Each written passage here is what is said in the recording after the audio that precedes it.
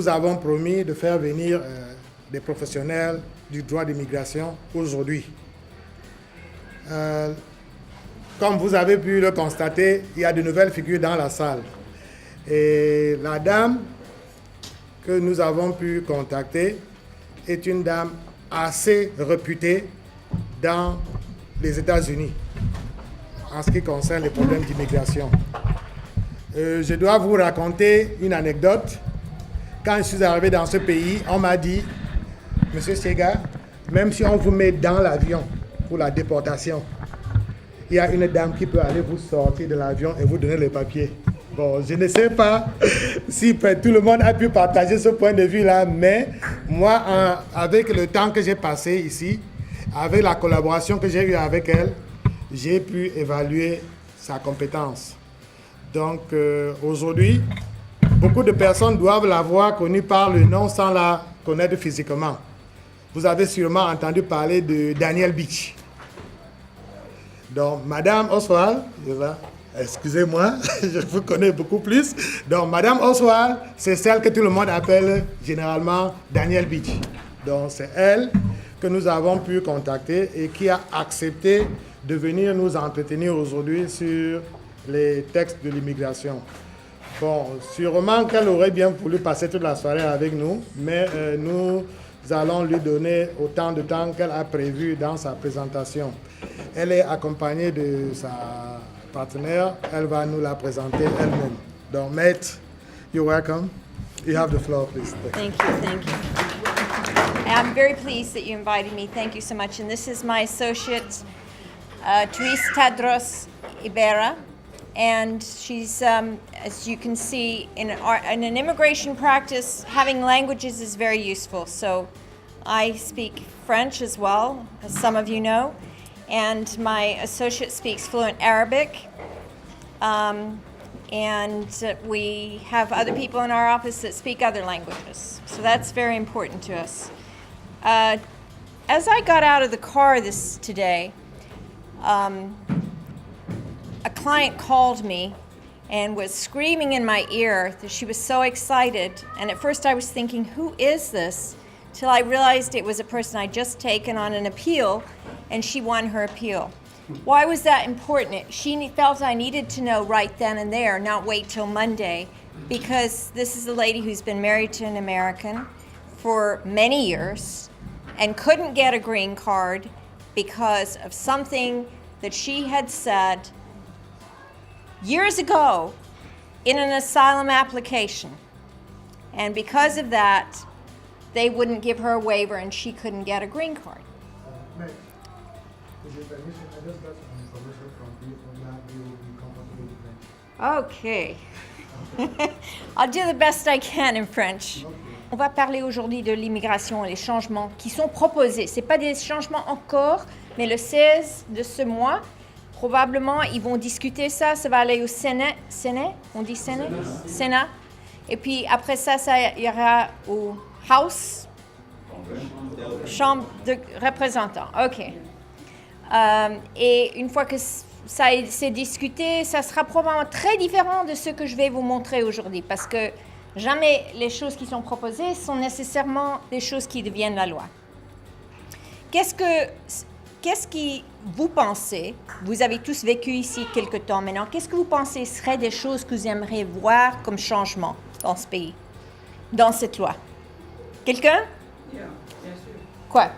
Par exemple, ceux qui sont déjà ici très longtemps, normalement, on devait prendre en considération le temps qu'ils ont mis ici et essayer de voir les conditions et pouvoir faire, comment on appelle encore, amnistie pour qu'ils soient légaux.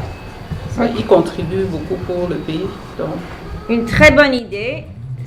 On appelle ça amnesty, ou ça c'est un mot un peu qu'on n'aime pas d'employer, parce que ce qu'on appelle ça amnesty, tous les gens qui sont contre l'immigration sont en armes. Alors on appelle ça legalization, mais vous vous souvenez, c'était le cas avant 2001. Maintenant, ils parlent de ça du nouveau. Quoi d'autre vous aimeriez voir comme changement? À part ceux qui sont ici longtemps, restés, payer les taxes, tout ça. D'autres changements? Oui? Oui. Les mamans qui ont des enfants ici qui sont illégaux. Et les enfants sont légaux, par exemple. OK. Alors, je vais vous raconter une histoire d'une de mes clientes. C'est une dame qui est de un pays d'El Salvador. Et elle est ici depuis des années, des tas d'années, je ne sais pas combien de temps. Elle est américaine. Et elle s'est mariée il y a 6 ans. Son mari, il est rentré comme la plupart des gens, illégalement, par le border. Et ils ont eu un enfant. Et ils ont eu un enfant qui est Down syndrome. Je ne sais pas comment on dit ça en français. Down syndrome, c'est quand la tête est un peu plus grande et ils ont des problèmes physiquement et psychologiques, physiquement aussi et mentalement. Cette famille, si la loi maintenant dit, si vous avez été dans un pays pour 10 ans et vous n'avez pas de crime, vous êtes une bonne personne, vous payez vos taxes, et vous avez un enfant ou quelqu'un qui est américain, votre femme ou votre enfant qui est très malade, qui a besoin des soins, qui ne peut pas retourner dans un pays qui est considéré en Amérique troisième monde, que ces gens-là peuvent recevoir une carte verte. Malheureusement, cet homme-ci, son mari, avait seulement été ici 8 ans. Alors, qu'est-ce qui arrive? On est ici 8 ans. Qu'est-ce que ça veut dire? Ça veut dire normalement qu'il serait déporté. Bon. La loi l'a aidé un petit peu parce que j'ai pu mettre son cas on hold. Et entre-temps, ils sont venus avec ce qu'on appelle DACA. Vous ne savez pas ce que c'est DACA? Non. Je vais vous montrer ce que c'est aujourd'hui. Et ils ont introduit prosecutorial discretion. Alors, on a pu mettre son cas on hold. Mais éventuellement, je peux vous assurer que je l'aurai une carte verte. Même si la loi change, je vais faire quelque chose pour qu'il ait une carte verte, légalement. Alors, parce que ça, c'est les injustices dans le système américain qui existent présentement. Une des choses que je vais vous montrer, c'est le proposal d'avoir les juges qui ont plus de discrétion. Parce que moi, j'ai demandé au juge, j'ai dit, est-ce qu'on peut terminer son cas, attendre 2 ans et rouvrir son cas au tribunal, comme ça, il serait éligible, il aura une carte verte. Et le juge a dit, c'est d'accord avec moi, mais le gouvernement a dit, ah non, on ne fait pas ça. Mais j'ai déjà eu ça fait pour une Camerounaise d'ailleurs. Alors, j'attends et je fais d'autres choses jusqu'à j'ai le droit de faire ce que je veux pour que cette dame aura une carte verte. Une des choses que vous m'avez demandé de parler, c'est sur le DREAM Act. Le DREAM Act n'a jamais passé. À Maryland, ça a passé. Ça a même été signé par le gouverneur. Mais après ça, ce qui est arrivé, c'est que ça a été challenged. Et dans le challenge, ils ont recompté les ballots et ils ont dit, bon, on ne pense pas que ça peut passer. Le DREAM Act, c'était supposé de donner des avantages pour le jeune à l'école, donner toutes sortes d'avantages pour qu'ils puissent aller à l'école, qu'ils puissent avoir des avantages, qu'ils puissent obtenir des cartes vertes plus tard. Ça n'a pas passé. Ça n'existe pas au système fédéral. Bon, chaque État peut-être aura des choses semblables, mais le DREAM Act est allé au Sénat et ça n'a pas eu assez de votes. Ça n'a pas passé. Alors, ce que Obama a fait, juste avant l'élection, c'est qu'il est sorti avec ce qu'il s'appelle DACA. DACA, Deferred Action for Childhood Arrivals. Ça, c'est ce qui a passé. Ça, c'est ce qui est la loi. Qu'est-ce que c'est? Bon. Sur le 15 juin 2012, ils sont arrivés avec ça. C'est une forme de ce qu'on appelle prosecutorial discretion. Ça a toujours existé. C'est quand l'avocat est bien, l'avocat peut persuader le gouvernement de faire ce qu'on veut. Ça n'arrive pas toujours, mais on essaye toujours. Ça ne donne pas à une personne une carte verte, jamais. On va vous montrer ce que ça vous donne. Ça, ce sont les conditions. Il faut avoir moins que 31 ans de la date de juin, le 15 juin 2012. Il faut être venu au pays avant avoir 16 ans. Ça, c'est difficile, hein, parce que la plupart des gens, ils viennent, ils sont 17 ans, ils ont 18 ans, ils ont 19 ans. Bon. Oui. Et il faut avoir résidé continuellement aux États-Unis depuis le 15 juin 2017.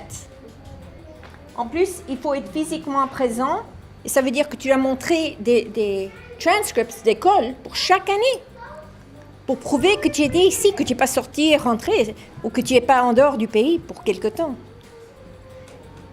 Et puis, ça aide. Qu'est-ce que ceci, ça aide principalement? Numéro 1, 2, 3, 4, 5. Entered without inspection. Ça veut dire que ça aide, c'est fait principalement un acte politique pour aider qui? Oui, mais aider qui? Quelle nationalité? Les Hispaniques, ceux qui sortent du Mexique, hein?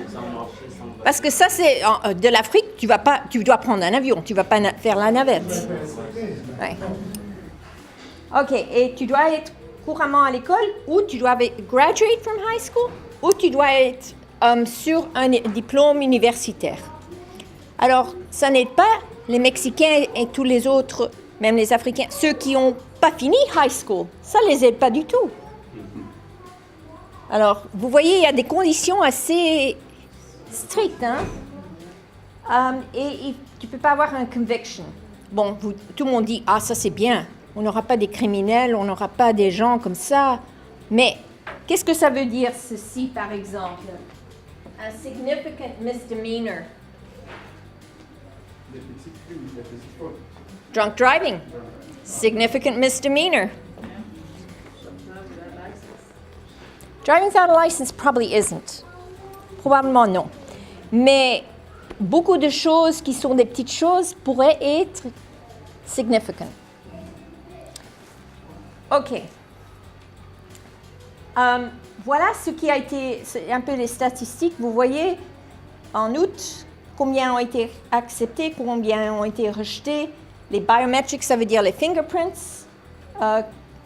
Combien ont été approuvés. Jusqu'à présent, ils ont accepté, mais ils ont approuvé 199. Merci. OK. D'où viennent ces gens? Les 10 premiers pays d'origine, et combien sont venus? Mexique, El Salvador, Guatemala, Pérou. Je ne vois pas Cameroun là. Non, parce que le Cameroun vient par avion, c'est ça.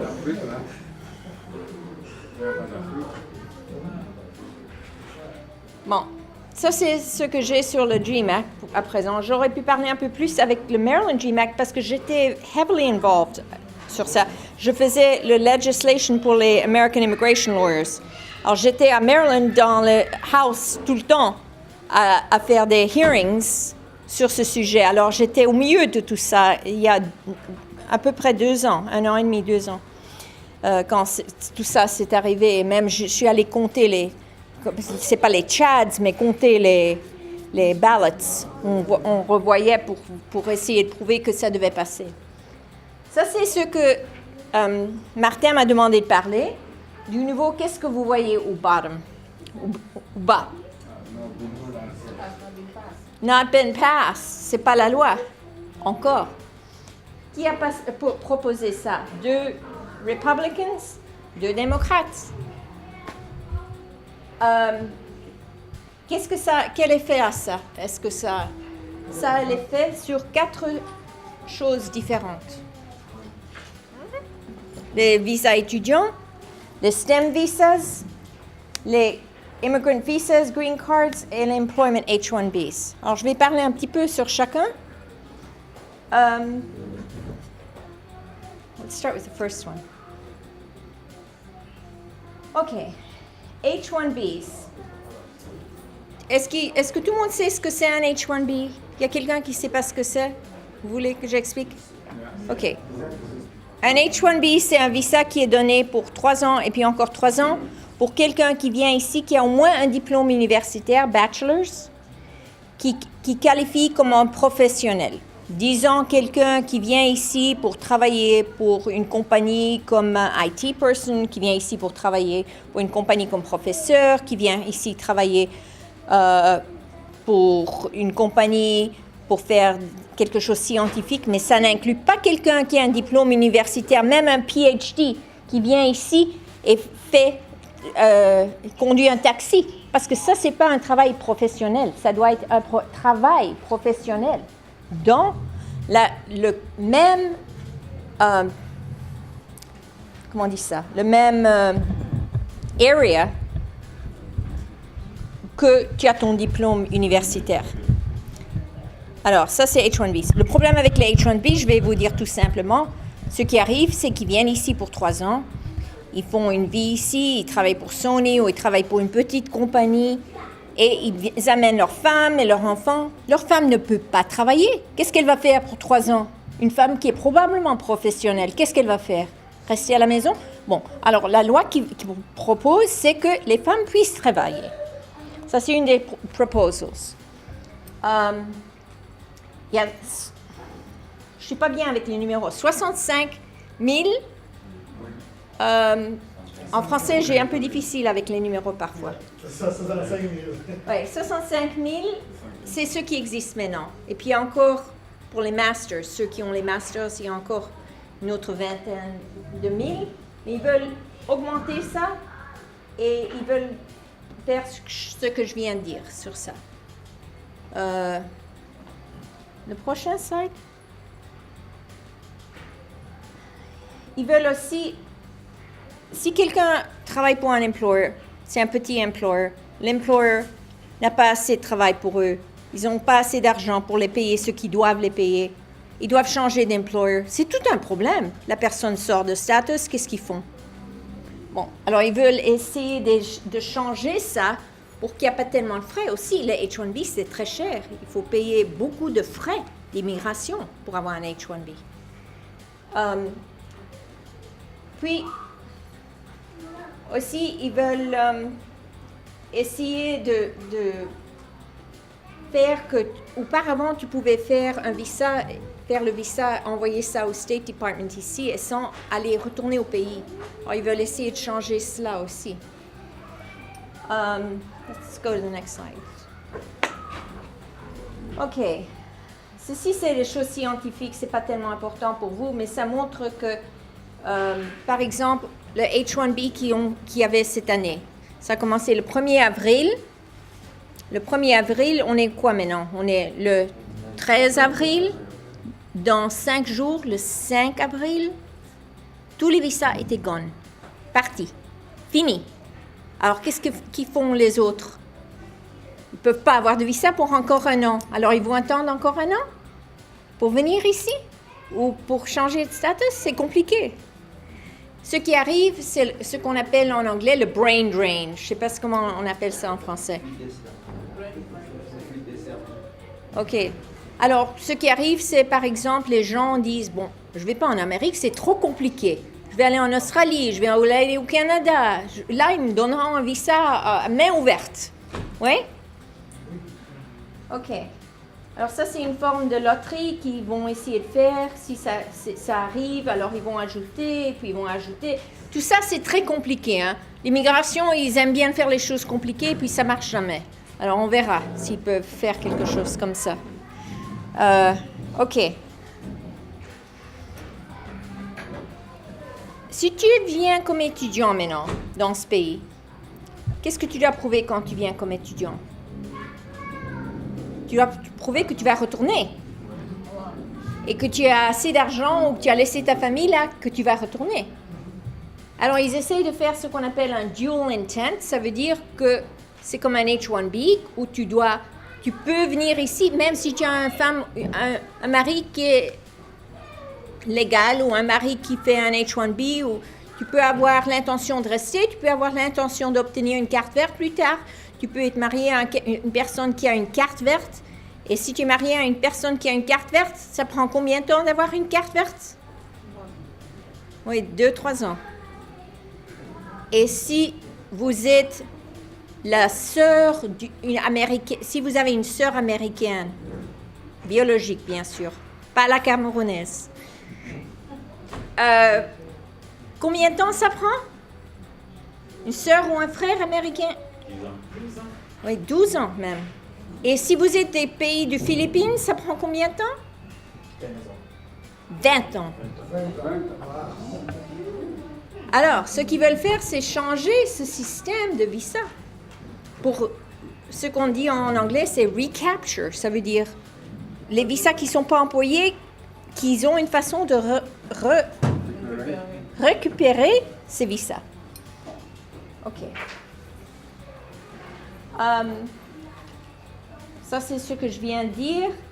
C'est d'essayer de récupérer ou recapture ces visas qui ne sont pas employés pour qu'il y ait un moyen. Normalement, pour nous, on dirait, mais ça, c'est logique. Pourquoi ils n'ont pas fait ça du début? Bon, je ne sais pas pourquoi. Et ils veulent éliminer par pays, parce qu'il y a certains pays, la Chine, les Philippines, le Mexique. Si tu viens d'un de ces pays, tu peux attendre pour toujours, hein? Presque. C'est presque le double du temps que tu attends que normalement. OK? Bon. Je vais parler du numéro 2, STEM. C'est intéressant parce que STEM, ça veut dire... Il y a quelqu'un qui sait ce que ça veut dire? Science, technology, engineering, math. Very good, very good. OK. So, STEM, ces professions-là, qu'est-ce que ça fait comme différence? Si vous avez un diplôme en science, technology, math, pas business. Business, c'est pas science, hein? Faut pas confuser. Tu prends un diplôme en business, tu te dis, ah, j'ai science. Non. Non. Quelle différence ça fait? Ça fait que quand tu finis ton diplôme d'école, normalement, tu as 1 an of OPT. OPT, c'est où tu peux travailler ou tu peux pas travailler. N'importe quoi, tu reçois OPT. C'est un temps pour rester ici avant que tu dois retourner.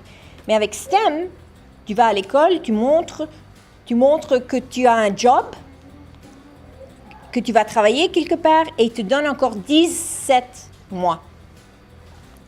Ça te donne plus de temps. Mais c'est un peu plus compliqué qu'OPT parce que tu dois prouver que tu vas travailler pour quelqu'un. Maintenant, quel est le problème avec ça qu'il faut faire attention qu'ils ne te disent pas? Bon, tu envoies ta lettre à l'école, tu dis « Ah, j'ai un job, mon job va être pour 3 ans. » Ah, soudainement, tu reçois dans le courrier « Rejected », pas accepté. Pourquoi? Parce que tu as dit 3 ans. Ils te donnent seulement 17 mois. Alors, tu ne dois pas dire la date de termination. Parce que si tu donnes une date de termination, tu ne l'auras pas. Ça, c'est juste un practical pointer. OK, les gens avec extraordinaire ability, ils ont toujours eu des visas pour ces gens-là. C'est des gens qui sont des grands musiciens, des grands athlètes, des CEOs, des gens qui ont un skill extraordinaire. Peut-être dans on appelle ça O-Visa. Les professors, outstanding professors and researchers, tout le monde ici sait ce que ça c'est. Ce que c'est? Qu'est-ce que c'est? C'est une carte verte? Oui. C'était rose avant. Originalement, c'était vert, puis c'est rose, et puis maintenant, c'est vert. You know. Depuis que je fais ça depuis 20 ans, ça change tout le temps. OK. OK, là, vous voyez ce que c'est STEM. OK. Et ça, c'est tout. OK. Est-ce que vous avez des questions? Et mon associée, elle connaît bien aussi, elle peut répondre à des questions, mais en anglais seulement. Elle parle pas le français.